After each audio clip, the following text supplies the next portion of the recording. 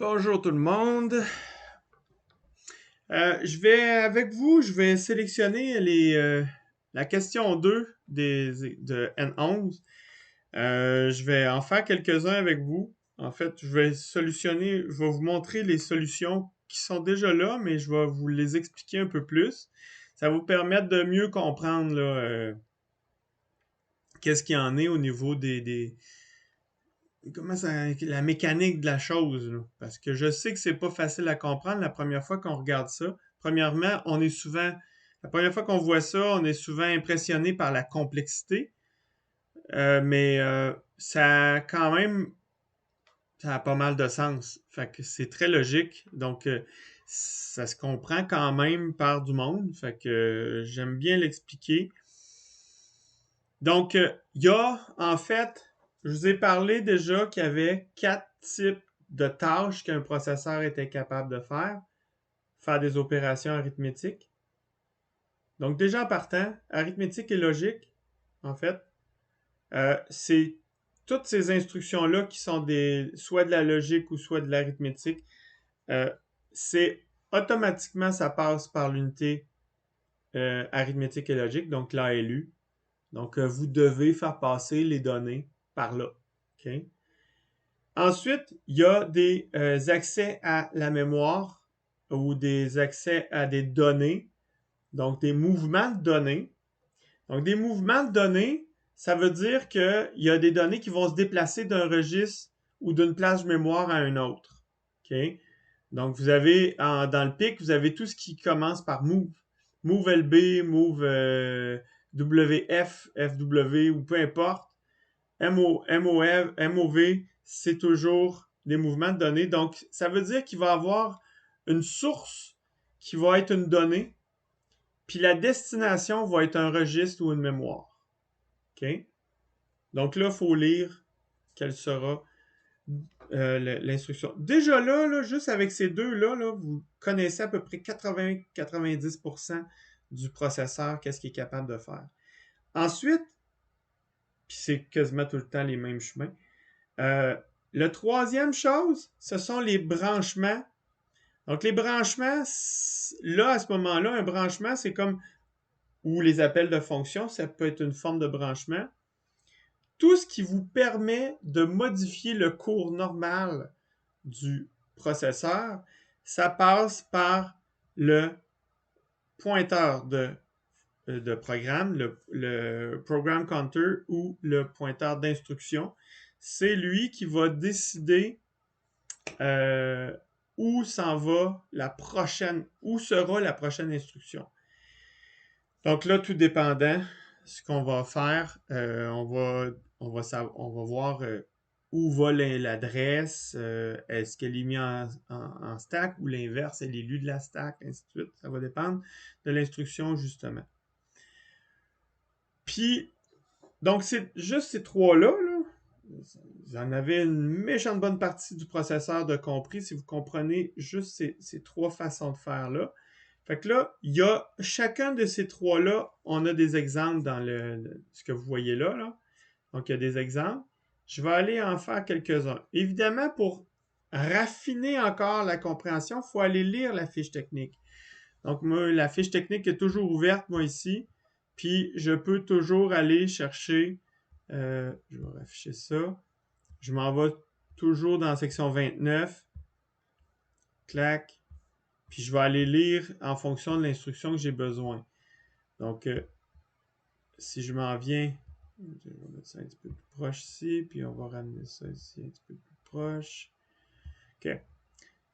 Donc, première question, add WF 0x030W. Ce sera la même chose pour toutes les instructions qui demandent un calcul avec l'accumulateur et une valeur en mémoire. Donc, tout ce qui s'appelle SUBWF, XORWF, NWF, ce sont des opérations arithmétiques et logiques. Donc, c'est toute la même affaire. La seule chose qui change, c'est le code de l'ALU, le code d'opération de l'ALU. Qu'est-ce que l'ALU va faire? Il fait une addition, un XOR, un AND, un SUB. Donc, ça va être la partie qui est ici. Le Instruction Decode and Control, c'est lui ici. Il y a des fils qui manquent là. Mais c'est lui qui va dire quoi faire à l'ALU. Mais sinon, le mouvement des données pour faire le calcul sont les mêmes. Ce que ça va vous donner, votre instruction, elle est ici. La valeur va se déplacer, va venir ici, va faire un calcul et va s'en aller. Selon l'instruction, ça dit WF. Excusez. WF 0x30W. Allons voir qu'est-ce que ça dit ici. AWF, AWNF. Parfait. Puis, on va aller plus loin que ça. Il y a toujours la description ici. À quelque part, vous allez chercher AWF, AWF. Add the content of the W register and register F. If D is 0, the result is stored in W register. If D is 1, the result is stored back in register F. Si vous regardez l'instruction, ça dit AWF 0x030W. Ça veut dire que le résultat va être envoyé dans W. Donc, je vais chercher la première chose que je dois faire avec toutes les opérations arithmétiques comme ça. Je dois aller chercher les deux opérandes qui vont se placer à l'entrée ici de l'ALU. La première opérande qu'on sait, c'est qu'on a W. Hein? AWS, ça veut dire que tu ajoutes W avec la valeur qui est contenue dans F. La deuxième opérande, elle ne provient pas d'ici, c'est une adresse. Ici, c'est une adresse que j'ai qui va me permettre d'aller chercher la valeur. Donc, regardez ici, j'ai direct adresse. Donc, la valeur de l'adresse ici va me permettre de sélectionner une plage dans la mémoire qui va me donner la valeur que je vais amener ici, qui va me permettre de faire le calcul, et le résultat est stocké dans W. Si je vous montre ce que ça donne l'adresse, qui me donne la donnée, qui ensuite, je fais le calcul avec W, puis je le restocke dans W. Donc, j'encercle. Ça, c'est un truc que je vous apprends, que je fais, et je vais vous demander de toujours encercler où se trouve le résultat final de l'instruction. Okay? Donc, le résultat final, c'est dans W. Habituellement, je donne des points pour le chemin, puis des points pour le résultat, où ce qui se trouve. Donc, si au moins vous savez où sera le résultat final, c'est déjà ça. Donc, il faut être capable de bien lire ce qui se passe pour être capable de répondre correctement à la question. OK? Ensuite de ça, escape. À quoi correspond la valeur 0x30 de l'instruction? Ben, si vous lisez bien les fiches techniques, AWF, ça dit que ça, c'est dans la section. Je peux aller chercher ça. AWF. AWNF.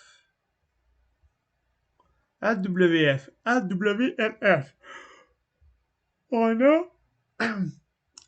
la valeur de l'instruction. Le code, c'est 000111. Ensuite, on a D, le petit D qui est un seul bit. Le champ D, c'est un seul bit. C'est le bit qui nous dit où sera la destination. Puis ensuite, on a 7 bits de F.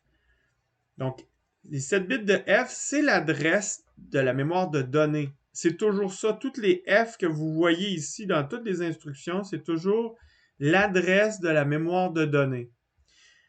Ensuite, si vous voyez K, là, par contre, la donnée provient directement de l'instruction parce que K, c'est un littéral. Un littéral, ça veut dire que la valeur que vous voyez dans l'instruction, c'est la valeur que je vais travailler directement avec.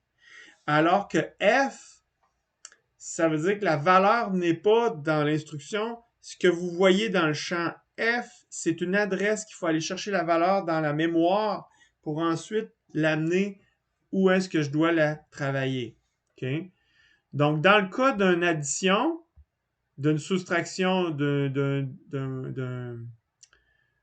AND, d'un OR, d'un peu importe, c'est toujours F. Donc, ça veut dire qu'il faut que je passe par la mémoire de données pour aller chercher la donnée, l'amener à l'ALU, faire le calcul, puis ensuite, je retourne le résultat à la destination qui est notée par D. Si c'est 0, c'est W. Si c'est 1, c'est F. Donc, je le retourne à l'adresse où est-ce qu'il était dans la mémoire. OK? Donc, si je reviens à ma question, ici, AWF 0x30W, l'instruction en tant que telle, il va y avoir un champ pour dire que c'est AWF, qui va être en binaire, qui était 000111, OK? 3031. Ensuite, j'avais mon petit d qui correspond au W qui est ici. Puis W, si je me souviens bien, c'est 0 pour W, 1 pour F. Mais pour en être sûr,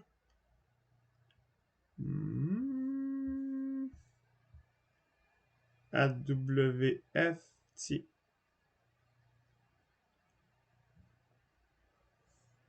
If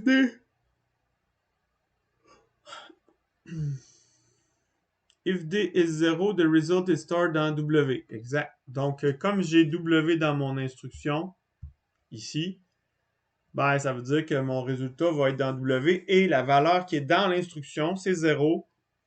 Puis ensuite, je vais mettre 0x030 dans la partie pour les 7 bits de F.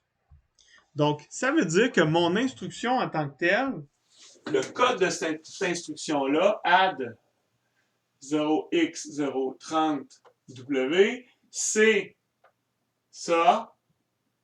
Ensuite, j'ai 0 pour le champ ici. Puis ensuite, j'ai 7 bits qui correspondent à 0x30. Donc, 7 bits, ça va être 4 0, 3. Puis là, il m'en manque un, ça ici. Ça me donne du 14 bits. 1, 2, 3, 4, 5, 6, 7, 8, 9, 10, 11, 12, 13, 14 bits. Ça, c'est mon code machine pour mon addition, qui est cette instruction-là en assembleur. Ça, c'est le code machine, ça, c'est l'assembleur. OK? Donc, la question dessiner le chemin que prend les données, ben, on part de l'instruction, on la décode. Ça nous prend deux opérandes, c'est une addition. Donc, ça me prend deux opérandes. C'est AWF. Donc, j'additionne W avec le contenu de la mémoire. Fait que la première opérande, c'est W. La deuxième, c'est une adresse. Donc, il va avoir, à partir de là, un envoi de l'adresse à la RAM de données. Je vais récolter la donnée ensuite ici. Ça s'en vient ici. Chouk, chouk. Et je viens faire le calcul et le résultat stocké dans W. Le résultat serait encerclé ici. Donc, je l'ai déjà noté, là, mais c'est ça que ça donne. OK? Ensuite, question, ça dit, à quoi correspond la valeur 0x30? Ben, c'est une adresse ou une partie d'adresse dans la mémoire de données. C'est B. Ensuite, à quoi correspond le W? Ben, le W, c'est la destination. Donc, comment j'ai fait pour le savoir? Comment j'ai fait pour le savoir? C'est ben, j'ai lu. Okay? C'était à force de lire. Puis là, j'essaie de vous résumer. En général, toutes les opérations arithmétiques se passent à peu près de la même façon. Par contre, le résultat, là, il faut bien regarder l'instruction. Ça peut être W ou ça peut être F. Okay? Ça peut être la mémoire de données. Mais ils sont tous pareils. Si vous regardez le schéma d'une addition ou un AWF, excusez, AWF ou un AND WF, si vous regardez là, c'est La seule différence, c'est l'opération arithmétique en tant que telle ou logique, mais la structure est la même pour l'instruction. Il va peut-être avoir une différence dans l'opcode, mais le déplacement des données à l'intérieur du processeur vont être pareils. Okay? Ensuite de ça,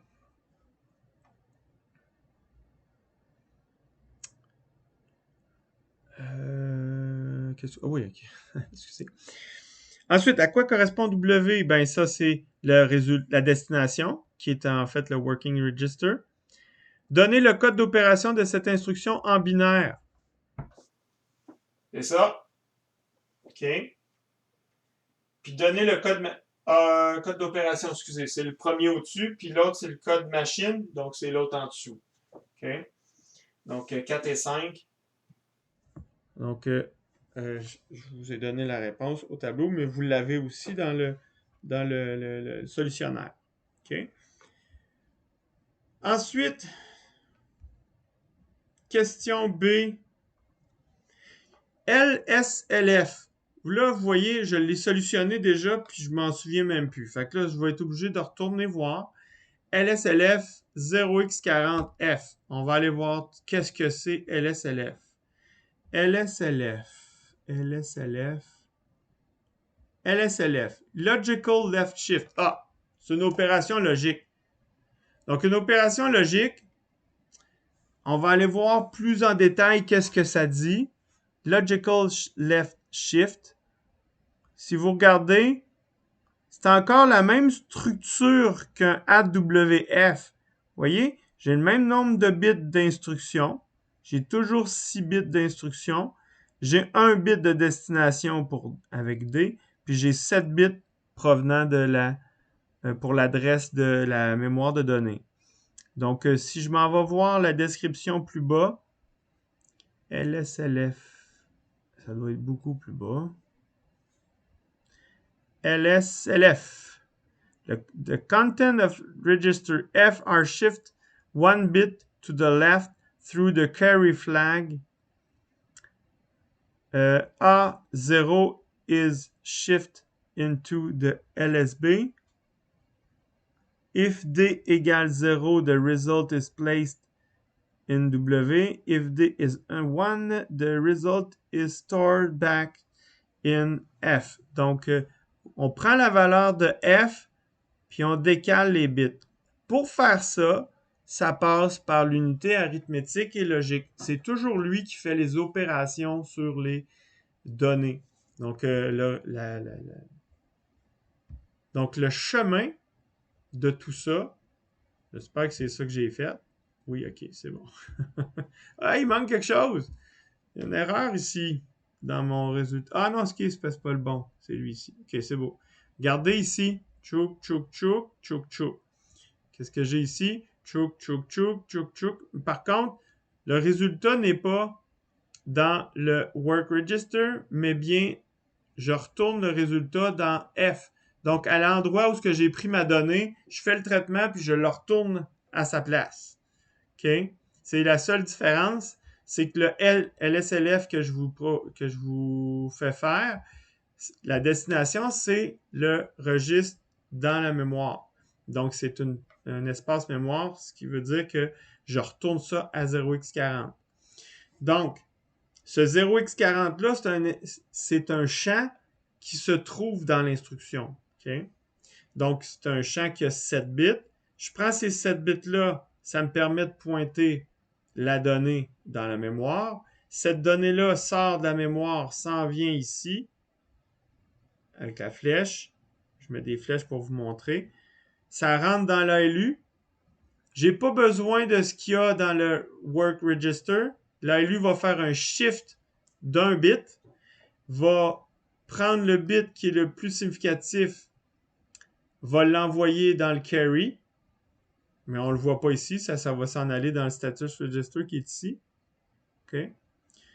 Puis, je vais prendre le résultat qui sort de l'ALU, qui va être la valeur shiftée d'un bit, puis je vais le retourner à sa place d'où elle provient. OK? Donc, c'est ça que ça fait. Je vous rappelle encore une fois que tout ce qui est opération arithmétique et logique, retenez que ça doit nécessairement passer par l'unité arithmétique et logique. Donc, c'est sûr que j'ai une flèche qui va chercher une donnée puis qui l'amène vers l'ALU. Ensuite, le résultat, ben là, ça dépend si j'ai W ou F. OK? Ensuite, next question. À quoi correspond la valeur de 0x40? Ben, c'est encore la même chose. C'est une adresse. Donc, comme ça, c'est une opération arithmétique, ben, ça veut dire que c'est une adresse qui contient la donnée. Donc, B, c'est une adresse ou une partie d'adresse dans la mémoire de données. À quoi correspond le F? C'est la destination. La destination du résultat est en mémoire de données. Donc, exactement. Puis, on peut même donner l'adresse, c'est 0x40. Donner le code d'opération. On l'avait presque tantôt. LSLF est ici.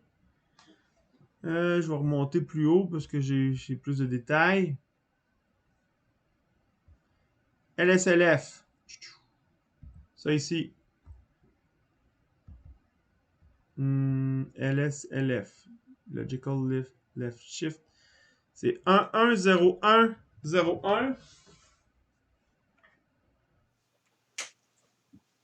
Donc, c'est LSLF. LSLF. 0x40 F. OK? Ça donne 110101 1 puis 40 qui est 1000000. J'ai toujours 14 bits. Ça, c'est 7, 8, 9, 10, 11, 12, 13, 14. Parfait. Ça, c'est mon code machine. Ça, c'est mon code assembleur. OK. Je vais passer sur pause. Ça fait 2 exercices qu'on fait sur des opérations arithmétiques et logiques. Fait que, puis je vais repartir à une autre vidéo. Ciao, bye!